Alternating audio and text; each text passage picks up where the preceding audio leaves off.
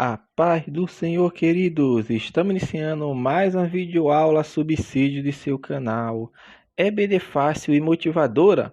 E na aula de hoje nós comentaremos a lição de número 5 das lições bíblicas adultos, que tem como título O Casamento é para Sempre. Amém? Dando prosseguimento ao nosso estudo bíblico deste trimestre, qual estamos estudando os valores do reino, ou seja, estamos estudando o capítulo 5 de Mateus ao capítulo 7, que pega o Sermão do Monte, como nós vimos na primeira aula. E na lição de hoje nós vamos falar sobre a lição de número 5, o casamento é para sempre. O texto áureo encontra-se em Mateus, capítulo 19, versículo 6. Assim não são mais dois, mas uma só carne. Portanto, o que Deus ajuntou, não separe o homem. Verdade prática. A vontade de Deus para o casamento é que ele seja vitalício. Na continuidade do Sermão do Monte, Jesus condena o adultério. A leitura bíblica em classe encontra-se no livro de Mateus, capítulo 5, dos versículos 27 ao versículo 32. Amém? Então vamos iniciar o nosso subsídio da lição de número 5, o casamento é para sempre. Pois bem, meus amados irmãos, nesta lição nós vamos seguir por outra linha.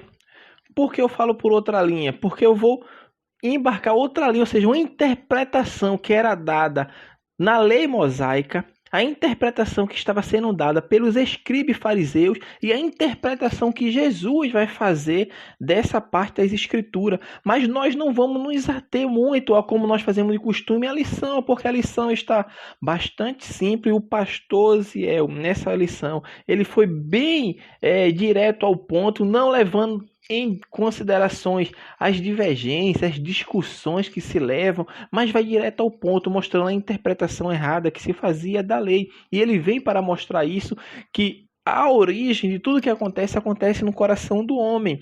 Então, falando em resumo rápido do que vai falar a lição, que os irmãos têm a lição em mãos, vai estudar e vai perceber que é simples de falar sobre isso. Porém, eu vou falar mais pegando ali essa parte final, ou seja, do versículo 31 e 32. Porque o que eu vou falar? Eu vou falar sobre o ensino de Cristo sobre o divórcio.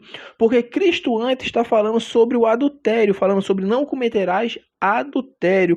E ele liga este mandamento ao último mandamento que fala não cobiçar, porque na interpretação dos escribas e fariseus, a relação de cometer, de infringir o mandamento estava unicamente no ato praticado. E Cristo, como nós estamos estudando desde a aula número 1 e principalmente da aula passada e nessas aulas subsequentes, está mostrando a interpretação que eles faziam erroneamente. E Cristo vem mostrar isso, que a questão não está no ato, mas na intenção, na motivação. E a mesma coisa acontece aqui quando Cristo está ensinando sobre o adultério, que o adultério ele não se consome no ato, mas ele se consome já quando ele é concebido no coração do homem. Então, o autor da lição ele vai definir o que é adultério, ele vai mostrar a posição de Jesus quanto ao adultério, é o que nós já estamos falando aqui, que é essa visão que Cristo tem, que já começa no coração do homem e da mulher, e vai falar dos males do adultério, que é um tema bastante simples e que os irmãos vão conseguir sim falar, dissertar sobre isso. Então, assim, muito simples e bem prático, porque é uma nova interpretação que Cristo está dando à lei.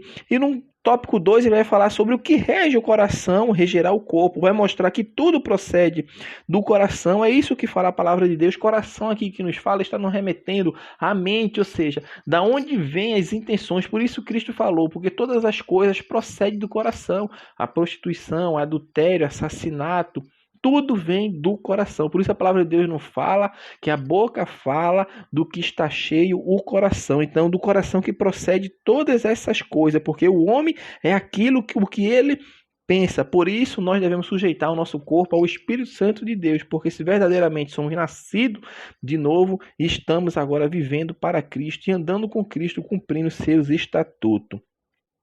E no terceiro tópico, o autor vai falar sobre a indissolubilidade do casamento. Vai falar o casamento na perspectiva bíblica.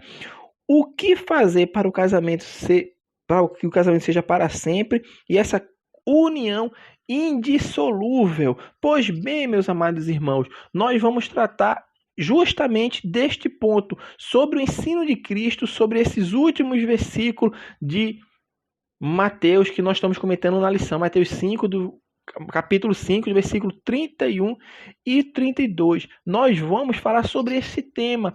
Irmão, se vocês pegarem livros que vão falar sobre o Sermão do Monte, muitas pessoas pulam esses versículos. Muitas pessoas não comentam esse versículo, porque é difícil de falar dele. Mas não é porque um texto da Bíblia é difícil que eu vou fugir desse texto. É porque um texto da Bíblia é difícil, eu vou deixar de falar sobre esse texto. Por isso eu quero dar ênfase na nossa lição de hoje. Por isso eu não estou entrando muito nos tópicos da lição, porque senão o vídeo, a aula aqui ficaria com certeza em torno de 2 horas ou mais. Esse não é o objetivo. O objetivo é ser simples para que os irmãos entendam e compreendam. Então nós vamos comentar sobre esses versículos, a posição, o ensino de Jesus sobre o divórcio. Mas para estudarmos sobre isso, nós estamos tendo como referência, meu irmão, o livro do Dr. Martyn Lloyd-Jones, que vai falar sobre o Sermão do Monte, e nós vamos basear unicamente nele, porque é uma visão bíblica. Além de bíblica, é uma visão teológica. Além de ser uma visão bíblica, teológica, é uma visão prática. E não está fora da palavra de Deus, está alicerçada na palavra de Deus. Porque quando nós estamos falando de divórcio, dessas coisas que vêm atrelar, mudar o casamento, nós temos que estudar na perspectiva bíblica. Não é em questões psicológicas, não é em questões sociológicas, nem tampouco em questões emocionais, mas é unicamente o que a Bíblia ensina, e é isso que nós vamos falar nesta parte aqui. Então, meu irmão, a melhor maneira de abordarmos esse assunto consiste em estudá-lo de acordo com 3 divisões principais. Em primeiro lugar, devemos ter ideia clara acerca do que a lei de Moisés realmente ensinava sobre essa questão. Em seguida, nós precisamos ter a certeza do que os fariseus e os escribas ensinavam. E, em último lugar, precisamos considerar o que o próprio Jesus ensinava. Então, nós vamos abordar nessas 3 divisões principais. O que a lei mosaica falava, o que realmente ensinava os fariseus e os escribas e o que Jesus ensinou. É um assunto pouco abordado, por isso é de extrema, meu irmão, importância os irmãos ficarem com os ouvidos atentos, ouvindo, para aprender o que a palavra de Deus nos mostra sobre esse assunto. Então, nós, para entendermos, temos que entender o que a lei mosaica falava, o que eles ensinavam e o que verdadeiramente Jesus ensinou. Então, em primeiro lugar, nós vamos ver essa parte do que a lei de Moisés ensinava sobre essa questão. A resposta, meu irmão, acha-se em Deuteronômio, capítulo 24, sobretudo dos versículos 1 ao 4. Nós vamos deixar aí para os irmãos lerem e perceberem que a resposta já se acha nestes 4 versículos. Em Mateus 19, nosso Senhor refere-se novamente a este ensino e, em certo sentido, oferece-nos um perfeito sumário do mesmo, embora ainda assim seja necessário examinarmos as declarações originais do Antigo Testamento. Então, via de regra, há muita confusão a respeito desse ponto. A primeira coisa a observar na dispensação mosaica, meu irmão, ou seja, a dispensação da lei, é que a palavra adultério não é mencionada dentro do ensino referente ao divórcio. É a primeira coisa que nós devemos ter em mente, porque isso é o que a palavra de Deus nos ensina, está escrito. Não é mencionada a palavra adultério no ensino referente ao divórcio. E isso pela excelente razão que, sob a lei mosaica, a punição para o adultério era a morte. Por isso, o adultério não está relacionado ao divórcio. Nós estamos fazendo uma análise da lei mosaica, o que está escrito lá. Nós falamos que vamos estar em 3 divisões, o que a lei mosaica fala, o que os fariseus e escribas interpretavam e a interpretação que Jesus deu, a verdadeira interpretação, a interpretação correta. Então, a primeira coisa que nós devemos observar, como eu estou falando, na dispensação da lei, na dispensação mosaica, é que a palavra adultério não é mencionada dentro do ensino referente ao divórcio. E isso pela excelente razão, que sob a lei mosaica, a punição para o adultério era a morte. Sob a antiga lei, meu irmão, qualquer pessoa que fosse achada em adultério era apedrejada até morrer. E por esse motivo não havia necessidade desse pecado ser mencionado. Não havia necessidade desse pecado ser mencionado. Por causa do adultério, o matrimônio chega ao fim. Todavia, não chegava ao seu término por causa de um processo de divórcio. Não era por causa do adultério que chegava ao fim, o casamento. E o seu fim não chegava por causa de um processo de divórcio. Também não. Era simples. Acontecia pela execução da sentença, que era a sentença de morte. Então, a primeira coisa que nós devemos ter em mente é que a palavra adultério não é mencionada dentro do ensino sobre o divórcio. Esse é um princípio importantíssimo que devemos entender com toda clareza. Então, espero que os irmãos consigam entender o que nós estamos falando aqui. Nós falamos de maneira clara para os irmãos já entender. Isso é um princípio importantíssimo. Então, qual, pois, era o objetivo e propósito da legislação mosaica no tocante ao divórcio? Então, a resposta, meu irmão, para esta pergunta pode ser prontamente encontrada, não somente quando lemos Deuteronômio 24, mas, sobretudo, quando lemos aquilo que nosso Senhor declarou a respeito daquela legislação. O objetivo inteiro da legislação mosaica, quanto a esse particular, era meramente o controlar o divórcio, ou seja, era o de controlar o divórcio. A situação se tornara inteiramente caótica, meu irmão. Eis o que estava acontecendo. Naqueles dias, ou seja, na época da lei, período mosaico, conforme vocês com certeza deve estar informado e sabe disso, geralmente os varões tinham as mulheres em baixíssima conta e haviam chegado ao extremo de crer que eles tinham o direito de se divorciar de suas esposas quase por qualquer razão indigna e frívola. Ou seja, se um homem, por qualquer motivo que fosse, quisesse se livrar de sua mulher, eis como agia. Apresentava qualquer espécie de desculpa esfarrapada e, com base nela, se divorciava da sua esposa. Naturalmente, a causa verdadeira da separação nada mais era do que a concupiscência e a paixão. É interessante observarmos como nesse Sermão do Monte, nosso Senhor introduziu o tema do divórcio em conexão imediata com o assunto imediatamente anterior. Quando Jesus vai falar sobre esse versículo 31 e 32, ele faz essa introdução ao tema do divórcio em conexão imediata com o assunto que ele falou anterior.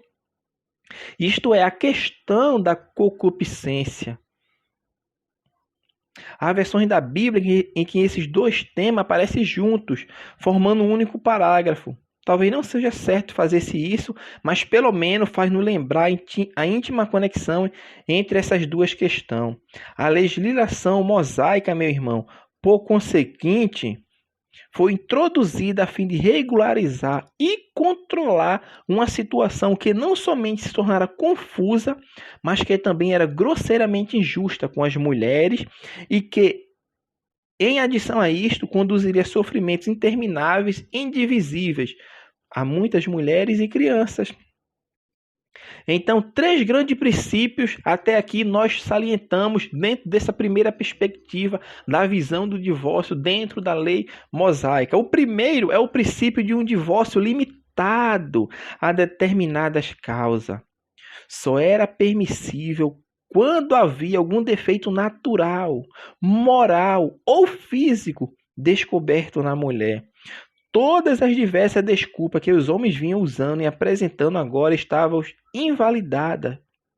Antes que pudesse obter o divórcio, um homem tinha de provar que havia algum motivo deveras especial, descrito sob o título de impureza ou imundícia.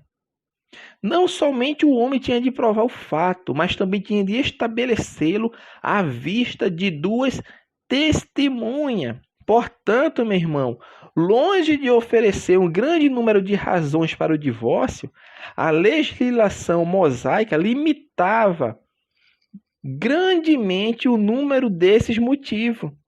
Ela eliminava todas as razões frívolas, superficiais e injustas, restringindo-as a uma única questão. O segundo aspecto frisado pela legislação mosaica era que qualquer homem que se divorciasse de sua mulher teria que dar-lhe carta de divórcio. Antes da legislação mosaica, um homem podia simplesmente dizer que não mais queria sua esposa e podia despedi-la de casa, e ela ficava, portanto, à mercê do mundo inteiro, meu irmão. E uma mulher repudiada poderia ser acusada de infidelidade ou adultério, e dessa maneira era passível de apedrejamento até a morte. Por consequente, a fim de proteger a mulher, essa legislação determinada que fosse dada uma carta de divórcio à mulher, um documento onde fosse especificada a causa do divórcio, não por causa de infidelidade conjugal, mas por causa de qualquer dessas outras razões que porventura tivesse sido descoberta. E essa providência tinha por intuito proteger a mulher. E a carta de divórcio lhe era entregue na presença de duas testemunhas, as quais ela poderia sempre convocar em qualquer caso de necessidade. O divórcio foi transformado em uma medida, meu irmão, formal e uma medida séria. E a ideia por detrás disso era de gravar na mente daquelas pessoas que o divórcio era um passo solene e não algo que se efetivasse frivolamente. Em algum momento de paixão, quando o homem subitamente sentisse aversão por sua esposa e quisesse desvencilhar-se dela. Dessa maneira, pois, é enfatizada também a seriedade do matrimônio. A gente vê, meu irmão, que o divórcio não foi colocado para banalizar, mas foi uma forma de controle de uma coisa que estava virando rotina, caótica, e certamente também para proteger a mulher. E o terceiro passo dado pela legislação mosaica era extremamente significativo, a saber, o homem que se divorciasse de sua esposa, dando-lhe carta de divórcio, não tinha permissão de contrair segunda núpcias com ela. A questão era colocada assim: um homem se divorciava de sua mulher e lhe dava a carta de divórcio. Com essa carta na mão, a mulher tinha o direito de casar-se com algum outro homem. Ora, seu segundo marido também poderia vir a divorciar-se dela e dar-lhe uma carta de divórcio. Sim, estipulava a lei de Moisés. Mas se isso viesse a acontecer, e se ela estivesse na liberdade de casar-se pela terceira vez, não mais podia contrair matrimônio com o que fora seu primeiro marido. A força inteira desse preceito, meu irmão, é exatamente a mesma, pois tendia por fazer aquela gente ver que o casamento não é uma aventurinha da qual podia entrar e sair a seu bel prazer. Antes, determinava a um homem que, se viesse a dar sua esposa uma carta de divórcio, teria que fazê-lo de maneira permanente. Então, quando examinarmos a questão sob esse prisma, notamos que a legislação mosaica, na verdade, está muito longe de ser aquilo que antes pensávamos que fosse, especialmente aquilo que os fariseus e os escribas ensinavam a respeito. Seu objetivo era de impor certa ordem à situação que se tornara inteiramente caótica. Foi para isso que foi posto o divórcio. O aluno pode observar, nós podemos observar que essa sempre é uma característica de todos os pormenores da legislação mosaica. Tomemos, por exemplo, a questão da vingança, ou seja, olho por olho, dente por dente. Não era assim que preceituava a lei de Moisés? Sim. Mas qual era o objetivo de uma determinação como essa? Não era ensinar que o povo judeu, se um homem danificasse um olho de outro homem, a vítima poderia retaliar de igual maneira? Não. Mas o seu propósito era o de dizer: ninguém tem o direito de matar um homem por causa de uma ofensa desse tipo. Por isso a lei fala: antes será olho por olho, ou então, se alguém danificar um dente de outro, será dente por dente, e não mais do que isso. A legislação inteira a respeito visava restaurar a ordem de um estado caótico. Nós temos que ter em mente isso, meu irmão, que a lei mosaica por inteiro fala a respeito disso, de restaurar a ordem a um estado caótico, limitando as consequências e legislando a respeito de cada situação em particular. Ora, a lei atinente ao divórcio preceituava precisamente a mesma coisa. A mesma coisa. Ora, convém considerarmos os ensinos dos fariseus. Nós falamos agora o que a lei mosaica falava, e agora vamos adentrar do que os fariseus falavam a respeito nos dias de Jesus. O ensino dos fariseus e escriba. Porque conforme temos verificado, era especialmente a este ensino que nosso Senhor fazia alusão neste ponto. Eles diziam que a lei de Moisés ordenava e até mesmo recomendava que o homem se divorciasse de sua mulher sob variadas condições. Ora, como é evidente, a legislação mosaica, meu irmão, jamais dissera coisa semelhante. A lei de Moisés nunca ordenou ao homem divorciar-se de sua mulher. Tudo quanto ela fazia era dizer a um homem: se você quiser divorciar-se de sua mulher, só poderá fazê-lo segundo tais condições. Entretanto, os fariseus e escribas, conforme o Senhor Jesus deixou particularmente claro em Mateus 19, quando falava sobre o mesmo tema, ensinava que Moisés ordenara o divórcio. Como é lógico, o passo seguinte que eles davam consistia em exigir novamente o direito de se divorciar de sua esposa por causa de qualquer motivo tolo e insignificante que se possa imaginar. Eles tomavam a antiga legislação mosaica no tocante a essa questão das impurezas e acrescentavam a isso sua própria interpretação sobre o que isso significaria. Chegaram a ser um extremo de ensinar que se um homem deixasse de gostar de sua mulher, ou se por qualquer motivo encontrasse nela algo que lhe parecesse insatisfatório, em certo sentido isso constituía uma impureza na mulher. Quão típico é isto quanto à doutrina dos fariseus e escriba, e seu método de interpretar a lei. Na realidade, porém, meu irmão, eles estavam fugindo da lei, tanto no que concerne à letra, como quanto no que concerne ao seu princípio básico. E o resultado disso era que nos dias de nosso Senhor, terríveis injustiças vinham novamente sendo cometidas contra as mulheres, que podiam receber de seus maridos cartas de divórcios pelos motivos mais frívolos e disparatados, meu irmão. Para aquele homem só havia uma questão realmente importante, que era a ortoga, de forma legal, de uma carta de divórcio. Quanto a isto, eles eram minuciosos, conforme também se mostravam a respeito de todos os demais detalhes legais. Não obstante, ninguém declarava mais o motivo do divórcio, pois esse motivo perdera importância.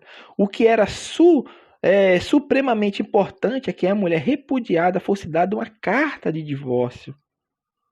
Nosso Senhor, pois, colocou a questão como se segue.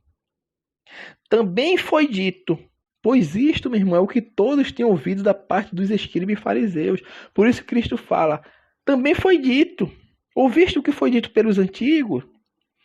Qual é a coisa importante para aquele que repudia sua mulher? Que ele dê a ela uma carta de divórcio?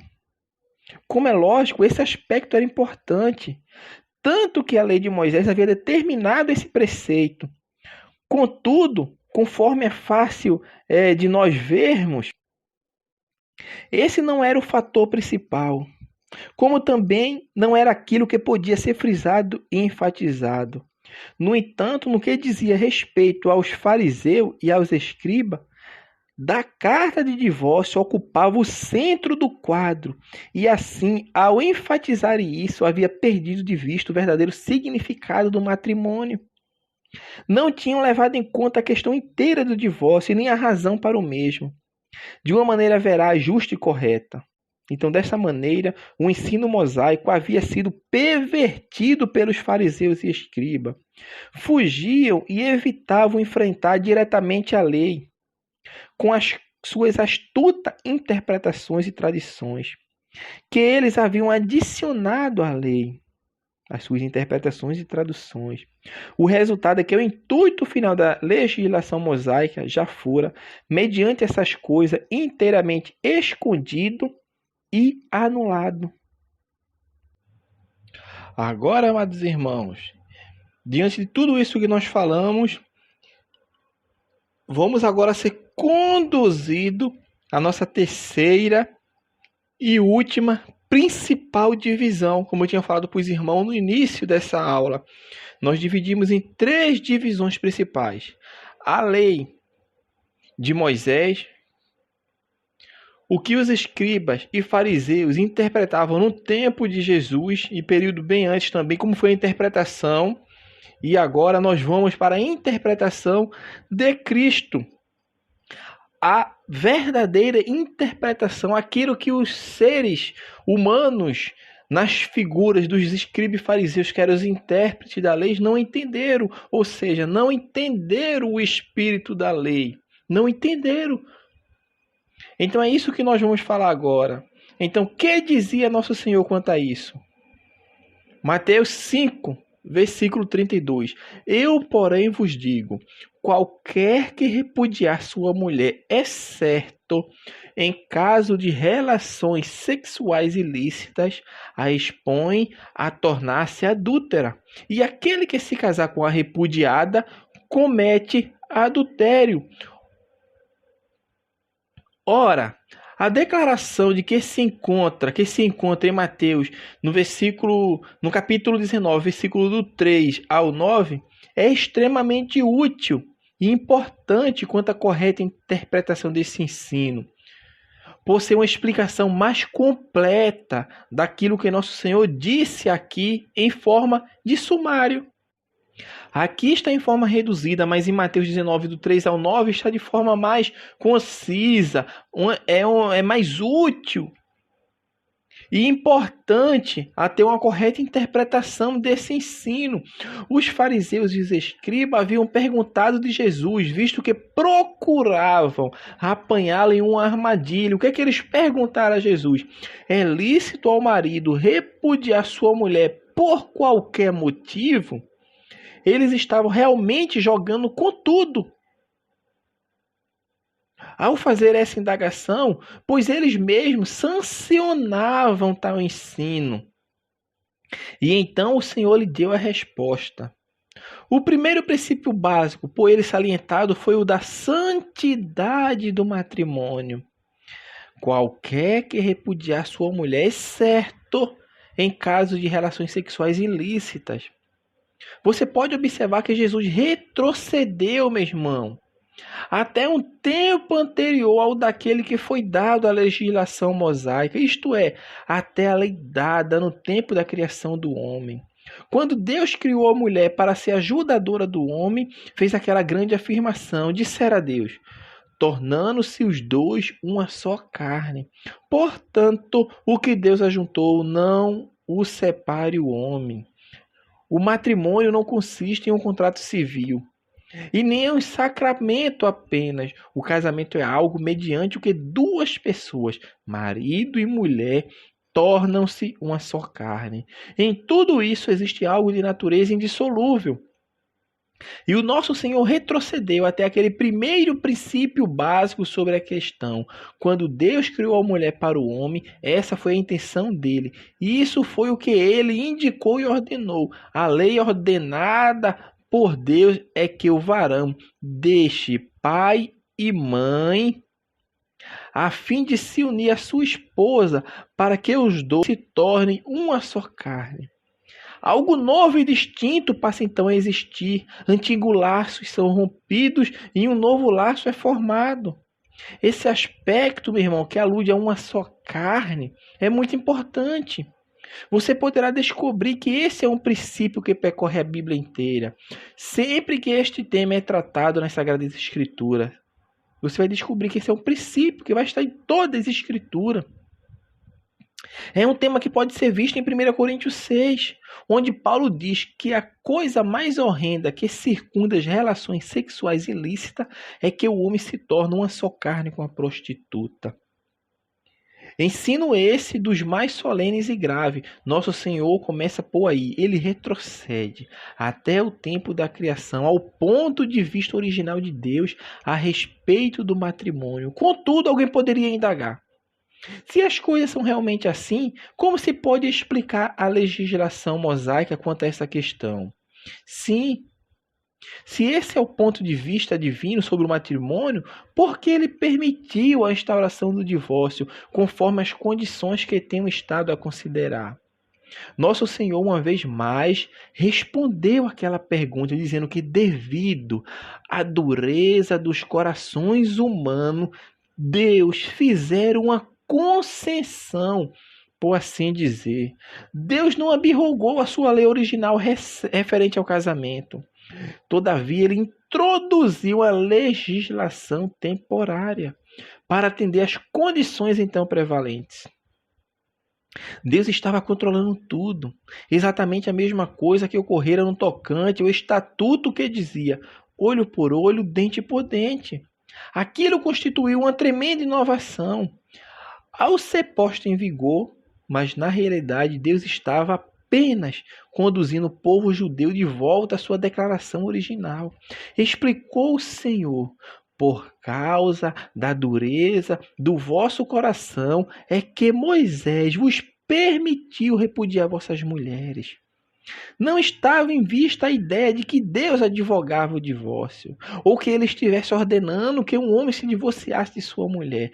Antes, Deus procurava lançar alguma ordem em uma situação que se tornara caótica, regularizando aquilo que se tornara inteiramente irregular. Precisamos manter no primeiro plano de nossas ideias essa questão do objetivo e da intenção primários de Deus no que concerne a toda essa questão do casamento. Marido e mulher feitos uma só carne, a indissolubilidade do matrimônio e a vida em comum sobre essas bases. Esse primeiro princípio, meu irmão, leva-nos ao segundo, o qual diz que Deus nunca, em qualquer parte, ordenou que alguém se divorciasse. Os fariseus e escribas sugeriam que assim acontecera, contudo, no caso da lei de Moisés. Sem dúvida, meu irmão, a legislação mosaica determinava que um homem desse carta de divórcio à sua esposa, caso se divorciasse dela. Mas isso não equivale a um mandamento que ordena o divórcio. A ideia ensinada na palavra de Deus não é somente o conceito da indissolubilidade do matrimônio, mas também é o conceito que envolve a lei do amor e do perdão. Precisamos desvencilhar-nos daquela abordagem legalista que leva um homem a dizer: minha esposa estragou a minha vida, e por esse motivo devo divorciar-me dela. Na qualidade de pecadores, indignos e sem qualquer merecimento, todos fomos perdoados pela graça de Deus. E isso deve fazer parte do quadro controlando nossa perspectiva acerca de tudo quanto nos acontece, no que toca a outras pessoas em relação ao casamento. O princípio seguinte reveste-se da mais capital importância. Só existe uma razão legítima para o divórcio: aquilo que é aqui chamado de relações sexuais ilícitas. Ora, nem é preciso enfatizar toda a urgência, relevância de todo esse ensinamento. Vivemos em uma época em que as condições têm se tornado caóticas quanto a essa questão do divórcio. E ainda outra proposta da parte dos legisladores que tendem por facilitar ainda mais o divórcio. Propostas essas que só servirão, meu irmão, para agravar ainda mais o problema. Eis o ensino de nosso Senhor no tocante ao tema. Segundo ele, só existe um motivo para o divórcio. Sim, há um motivo, mas somente um. E esse motivo é a infidelidade conjugal por parte de qualquer dos cônjuges. Esse termo, relações sexuais ilícitas, é inclusivo e realmente significa infidelidade da parte de um dos cônjuges. Qualquer que repudiar sua mulher, exceto em caso de relações sexuais ilícitas, a expõe a tornar-se adúltera. Cumpre-nos, meu irmão, perceber quão importante é esse princípio. Ele revestiu-se de particular importância no dia da igreja primitiva. Se você ler 1 Coríntios 7, descobrirá que essa é a questão novamente ventilada. Naquele tempos, foi misto enfrentar o problema dessa maneira, o que envolveu um grande número de crentes. Imaginemos um casal. Subitamente o marido se converte, mas não a mulher. Temos aí um que se tornou uma nova criatura em Cristo Jesus, mas cuja esposa continua no paganismo. Aqueles primeiros crentes eram rigidamente ensinada a doutrina de que o crente devia separar-se do mundo e do pecado. Portanto, imediatamente eles chegavam à conclusão que eu esforçava a dizer: é-me impossível continuar vivendo na companhia de uma mulher que continua pagã. Por certo, se eu tiver de viver a vida cristã, terei de divorciar-me dela, porque ela não é crente. E muitas mulheres que se tinham convertido, mas não seus maridos, diriam a mesma coisa. Não obstante, Paulo ensina aqueles crentes que um marido, sob essas condições, não deveria abandonar sua esposa, por ter se ele convertido, mas ela não. Como você está percebendo, meu irmão, nem mesmo isso servia de causa suficiente para o divórcio. Meditemos, meu irmão, sobre todo o moderno debate acerca da incompatibilidade de gênios. Poder-se imaginar pessoas mais incompatíveis do que um crente e o incrédulo? Ora, de conformidade com as noções modernas, se jamais houve motivo para o divórcio, certamente esse seria o motivo principal. No entanto, o claro ensino das Escrituras é que nem mesmo isso serve de base para o divórcio. Diz o apóstolo Paulo: não abandone seu cônjuge incrédulo. A esposa que se convertera, mas cujo esposo continua na incredulidade, santificaria o seu esposo. Não precisaria temer acerca dos seus filhos, pois se qualquer dos cônjuges fosse crente, a família inteira ficaria sob a proteção divina. Desfrutaria do privilégio da nutrição cristã dentro da vida ativa da igreja. Ora, esse é um argumento deveras importante e vital. Essa foi uma das maneiras de imprimir nos crentes esse grandioso princípio estabelecido pelo próprio Senhor Jesus. Coisa alguma, meu irmão, serve de motivo para o divórcio, exceto a infidelidade conjugal. Sem importar quão difícil se tenha tornado a situação entre marido e mulher, sem importar quais sejam as tensões e demandas, sem importar o quanto se possa dizer acerca da incompatibilidade de gênio, coisa alguma pode dissolver esse liame indissolúvel, salvo essa única causa, que é a infidelidade conjugal. Nosso Senhor mesmo afirmou ser essa causa legítima para o divórcio. Jesus ajuntou que Moisés fizera determinadas concessões. Por quê? Por causa da dureza do vosso coração, No entanto, isso era agora proposto como um princípio básico. E não mais como uma concessão à desobediência humana. Jesus mesmo asseverou que a infidelidade conjugal é motivo suficiente para o divórcio. E a razão para tanto é absolutamente óbvia. Uma vez mais, está em pauta aquela ideia bíblica que o marido e a mulher são uma só carne. Pois o cônjuge que se fez culpado de infidelidade rompeu esse laço ao unir-se sexualmente com a terceira pessoa. O elo se quebrou.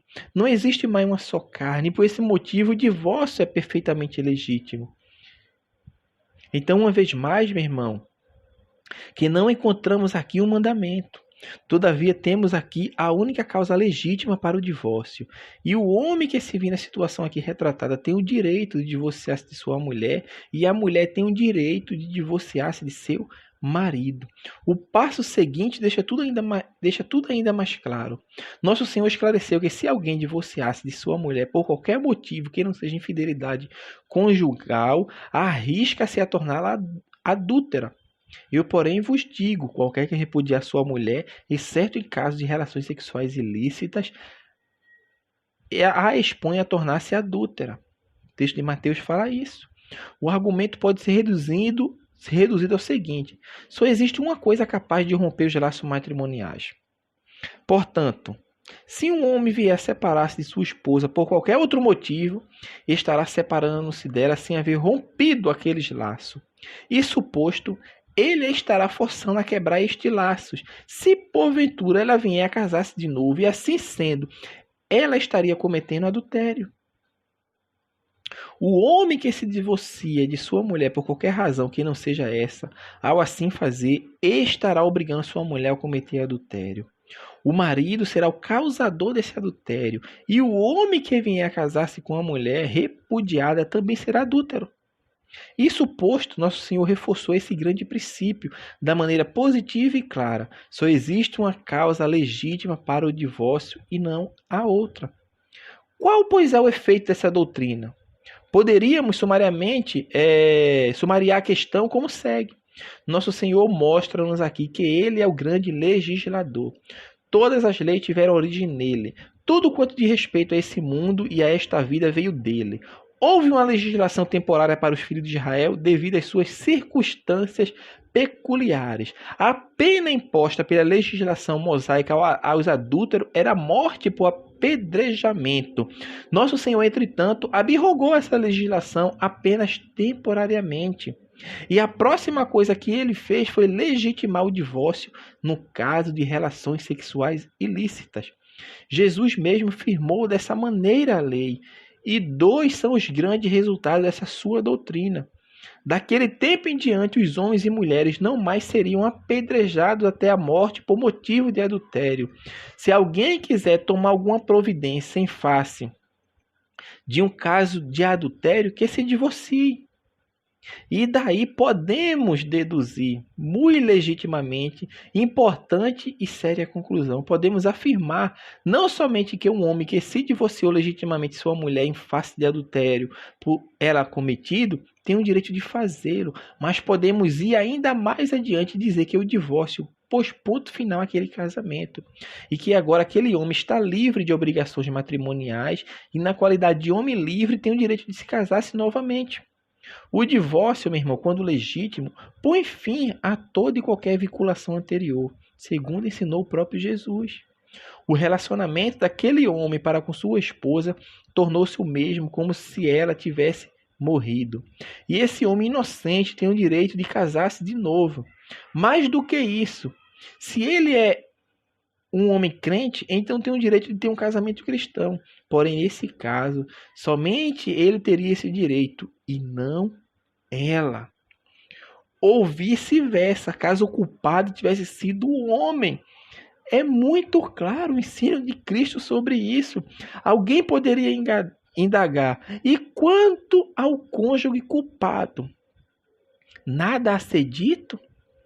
Tudo quanto pode se adiantar acerca desse cônjuge, meu irmão, que com base no Evangelho de Cristo e a interesse da verdade, nós somos compelidos a asseverar o seguinte: o próprio adultério não é um pecado imperdoável. Não é. O próprio adultério não é um pecado imperdoável. Trata-se de um pecado terrível, mas Deus nos livre de pensar que alguém tenha cometido tal pecado, fique de tal modo separado do amor de Deus e expulso do seu reino. Não.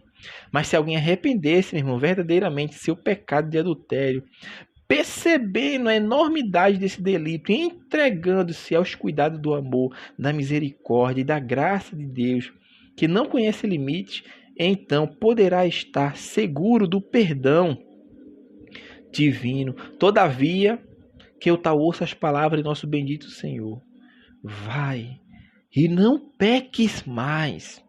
Aí, portanto, foi exposto o ensinamento de nosso Senhor Jesus sobre tal assunto. Você é testemunha das condições vigentes no mundo e na sociedade ao nosso redor. Surpreende-nos ainda que este mundo seja o que é, quando homens e mulheres brincam e se divertem com as coisas mais sérias e com a palavra de Deus em uma questão tão importante quanto é o matrimônio. Que direito temos para esperar que as nações cumpram seus acordos, uma vez que homens e mulheres, nem mesmo quanto às questões mais solenes e sagradas, como é o casamento, observam seus deveres? Devemos começar por nós mesmos, irmãos. Devemos começar pelo princípio. Precisamos observar a legislação divina em nossas próprias vidas, como indivíduos. Então, e somente então, teremos o direito de confiar em povos e nações, esperando um tipo diferente de conduta e comportamento da parte do mundo em geral. Então, meus amados irmãos, assim nós estamos encerrando. Hoje foi uma lição atípica, porque saímos um pouco do tradicional do que nós fazemos aqui, trouxemos um assunto abordando mais um aspecto teológico, um aspecto histórico, entendendo ali o conceito do que a lei falava, do que os escribas e fariseus falavam e do que Cristo falou. Amém? Assim nós estamos encerrando a lição número 5. O casamento é para sempre. Que Deus abençoe os irmãos, continue nos acompanhando. E você que nos ouviu até aqui, deixe sua curtida, deixe seu comentário, abençoe o nosso canal com a sua inscrição, se você não é ainda inscrito. Se você é inscrito, deixe seu gostei para que esse vídeo possa alcançar as pessoas, a pessoa possa entender verdadeiramente a essência, o espírito da lei. Que Cristo possa permanecer em nossos corações e até a nossa próxima aula, se assim o Senhor permitir.